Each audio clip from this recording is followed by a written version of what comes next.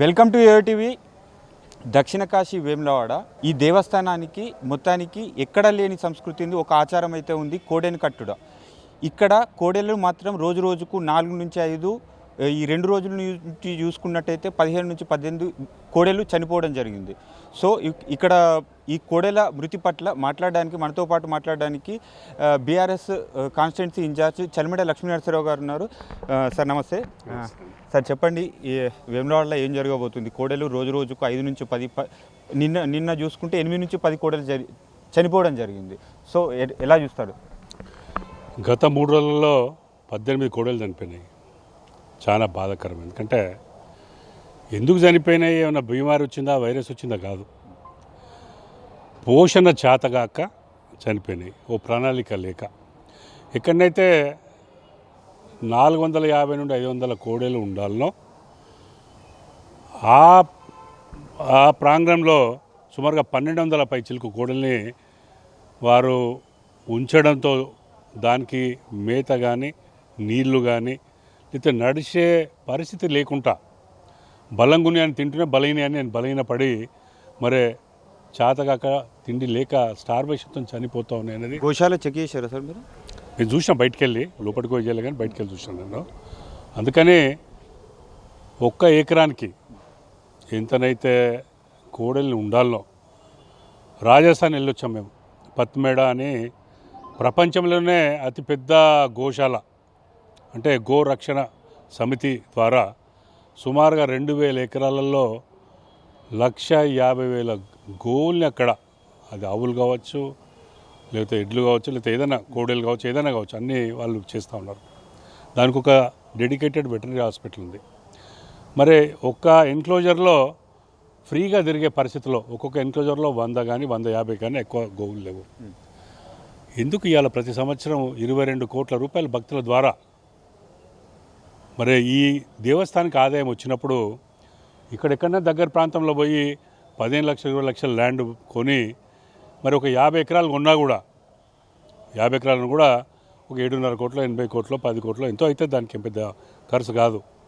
అంటే 25 లక్షలు 10 ఎకరాలు అంటే 2.5 కోట్లు, 5 అంటే మరి 12.5 కోట్లలో 50 ఎకరాలు అయితే చిరస్థాయిగా వెటర్నరీ హాస్పిటల్ పెట్టి దానికి కూడా ఇట్లనే 100-150 గోవులు పెట్టి దానికి సరి అయిన తిరిగే మూమెంట్ ఇచ్చి, ఎట్లయితే మనుషులు వెసులుబాటు ఉంటుందో పశువులకు కూడా ఆ వెసులుబాటు, ఆ డెన్సిటీ ఎంత ఉండాలో అంత కాబడితే తప్పకుండా మీకు వచ్చే ఆదాయంలో కేవలము ఒక 25% దానికి వెచ్చించినట్టు తప్పకుండా బాగుంటాయి.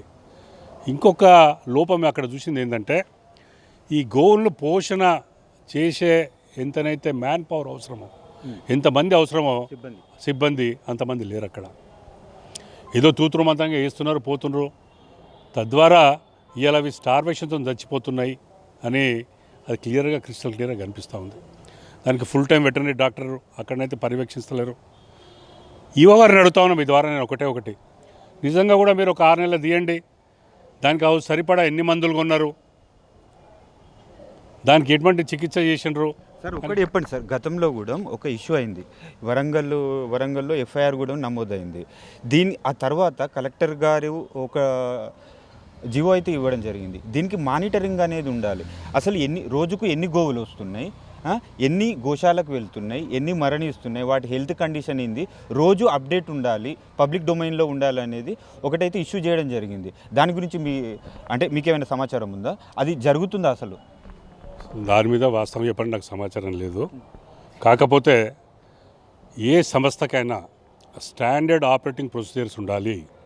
మీరు అడిగిన ఒక మంచి ప్రశ్న ఏంటంటే, ఒక రికార్డ్ మెయింటైన్ చేయాలి. ఎన్ని వస్తున్నాయి, ఏ సీజన్లో ఏ మాసంలో ఎన్ని వస్తున్నాయి, ఎన్ని నిజంగా కూడా మరి గోశాలకు పంపిస్తున్నారు, ఎన్ని చనిపోతున్నాయి, రోజు ఎన్ని గోవులు ఇక్కడ దేవస్థానంలో వాడుతున్నారు, ఎన్ని రోజులు ఆ గోవును వాడతారు అక్కడ, అంటే మన ఆ కోడెను ఎన్ని రోజులు వాడతారు ఇక్కడ, ఆ కోడెను ఇవాళ మరి దానికి వారం వాడతారా, 3 రోజులు వాడతారా, రోజు 23 షిఫ్ట్లలో వాడతారా, వాడిన తర్వాత అవి ఎక్కడ పోతున్నాయి, దానికి పోషణ ఎట్లా ఇస్తున్నారు అనేది ఒక స్టాండర్డ్ ఆపరేషన్ ప్రొసీజర్స్ అనేది ఉండాలి. దానికి ఒక పద్ధతే ఉండాలి.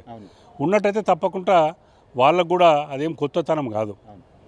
ఎన్ని గోవులకు ఎంతమంది పోషణ, అంటే ఎన్ని కోడలకు ఎంతమంది పోషణ చేసే అవసరం పడుతుందో అంతమందిని నియమించాలి. కాగితం మీద కాదు, ఆచరణలో నిజంగా పనిచేస్తున్నారా లేదా అనేది నియమించాలి. మరి ఆ కార్యక్రమం కాగితాలకే పరిమితమై ఆచరణలో విఫలమవుతుందని నేను భావిస్తా ఉన్నాను. ఓకే, ఒకటి అంటే రద్దీ ఇప్పుడు ప్లేస్ సరిపోకుండా అక్కడ నిలబడే ప్లేస్ కూడా లేకుండా కొన్ని కోడలు చనిపోతున్నాయి. నిన్న వెటర్నరీ సిబ్బందితో మాట్లాడడం జరిగింది. వాళ్ళు ఏమన్నారు అంటే భక్తులు ఏవైతున్నారో భక్తులు కొన్ని పాలు మరవని దూడలను కూడా ఇస్తున్నారు. సో అనారోగ్యంతో ఉన్న దూడలను కూడా ఇస్తారు, అలా కూడా చనిపోతున్నాయి అని అంటారు. అంటే ఇప్పుడు అలా ఉన్నా కానీ ఇక్కడ సరైన సిబ్బంది వెటర్నరీ సిబ్బంది ఉంటే వాటిని కండిషన్ బెటర్ చేయొచ్చు కదా. ఎవరైతే వెటర్నరీ డాక్టర్ సిబ్బంది మీతో చెప్పినరో చాలా బాధేస్తుంది. ఎందుకంటే వారికి ఉన్న జ్ఞానం గంతే ఉన్నట్టుంది. అనారోగ్యంగా ఉన్నప్పుడే డాక్టర్ అవసరం. మరి నువ్వు ఆ వృత్తి పోషించుకుంటూ ఆచరించుకుంటూ అనారోగ్యంతో వచ్చినాయి, పాలు మరిచి వచ్చినాయి అంటే మరి చిన్న పిల్లలు కూడా అనాథాలు దొరికినా కూడా దానికి పాలు పెట్టే విధానం ఉంటుంది. ఎక్కడైనా జంగళ్ళల్లో పిల్లలు ఇంకేం దొరికినా కూడా దాన్ని తీసుకొచ్చి పాలు తాగిపించి పోషించి పెద్దగా చేసే ప్రక్రియ ఉంది. అంటే మీరే ఒప్పుకుంటున్నారు మేము చేతనైనా పని చేస్తలేమో, మా అసమర్థతను కనిపిస్తుంది. సార్ ఇక్కడ ఏం జరుగుతుందంటే భక్తులు మొక్కు చెల్లించుకుంటారు, ఆ మొక్కు కాస్త మొక్కుబడి అయిపోతుంది. ఇప్పుడు రెండు తీర్లు ఉంది ఇక్కడ.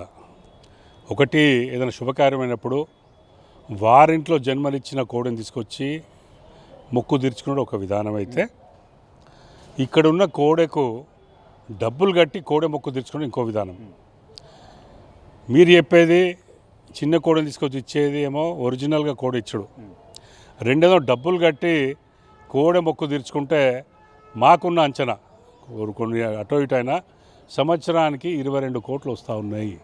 దీని ద్వారా కోడలు ఇచ్చడం వదిలేండి, నిజ కోడలు ఇచ్చడం వదిలేండి, మీరు అమ్మే టికెట్ల ద్వారా 22 కోట్లు వస్తుంటే ఈ డబ్బులు ఎక్కడ పోతున్నాయి?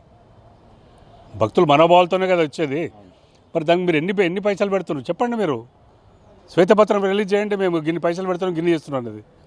ఏమైనా వచ్చినా ఎఫ్డీలలో పెట్టుకొని ఏం ఆచరణలో పెట్టకపోతే ఒక ఇన్సెన్సిటివ్ మైండ్ సెట్తో ఉన్న వ్యక్తులు ఆచరణలో అంటే ఈ అడ్మినిస్ట్రేషన్ చేస్తుంటే ఇక బాధ తప్పితే ఇంకా నేనేమో దాని మీద ఎక్స్ప్రెస్ చేయలేను. ఓకే, అంటే ఈ మరణాలు కోడె మరణాలు ఆగి అంటే ఇప్పుడు బెటర్ సిచ్యువేషన్ అయ్యి కోడలు హెల్తీ వాతావరణంలో హాస్పిటాలిటీ అనేది బాగుపడకపోయినట్లయితే ఇప్పుడు అంటే మీ పార్టీ స్టాండ్ ఎలా ఉండబోతుంది, ఎటువంటి నిర్ణయం తీసుకోబోతున్నారు?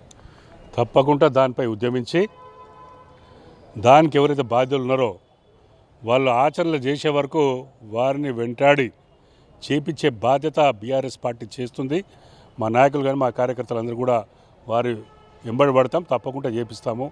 ఆ రాజన్న ఆశీస్సులు తప్పకుండా మాపై ఉంటాయి. ఎందుకంటే ఈ కోడలను మంచి పరిరక్షే కార్యక్రమం, ఒక మంచి కార్యక్రమం మా పార్టీ తరఫున చేస్తాం కాబట్టి తప్పకుండా రాజన్న ఆశీస్సులు మాపై ఉంటాయని నేను భావిస్తాను. ఓకే.